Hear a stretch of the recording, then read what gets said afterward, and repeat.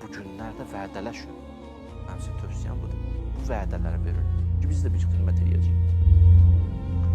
Biz də bir neçə iş görəcəyik. Və fərdi kəmalımız üçün çox mükəmməl günlər yaşayırsınız. Vallah, bu 10 gün möcüzədir.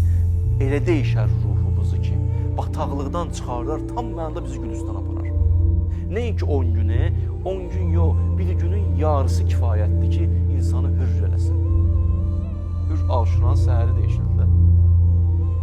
Bir neçə saat kifayətdir ki, deyişdik. Elə əziz günləri, saatları yaşayırsınız vallahi.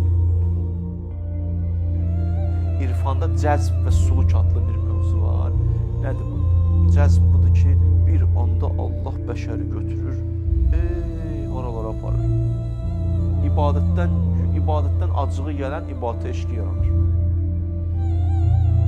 O biri vardı, gəldi Peyğəmbərlə görüşdü, cavan vardı, bir günah vardı, çox istəyirdi.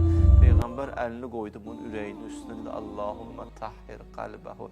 Allah bu cavanın qəlbini pak elə, əlini çəkdi, cavan tamamən dəyişdi. Səhabələr deyir ki, ölənə qədər o günah eləmədi.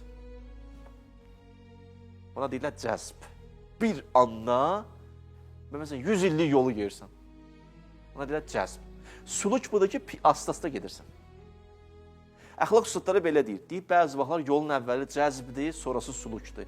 Bəzi vaxtlar əksinə. Nə mənada? Bir an görürsən səni bir anda qaldırırlar bir yerə, deyirlər, asta-asta gedir. Bir əksin ola bilər. Asta-asta çalışırsan, günahdan çəkinirsən, bir vaxt tutur səni o bu hava. Nəsim küləyi deyir sənə, birdən götürürlər, aparırlar səni mənəvi səmalara. Bu Aşura onun üçün fürsətdir. Bu 10 günlük onun üçün fürsət. Bismillahirrahmanirrahim. Değişilmeyi istəyənlər. Ab havası istəyir değişilsin. 10 gün çox böyük, mükəmməl günlərdir.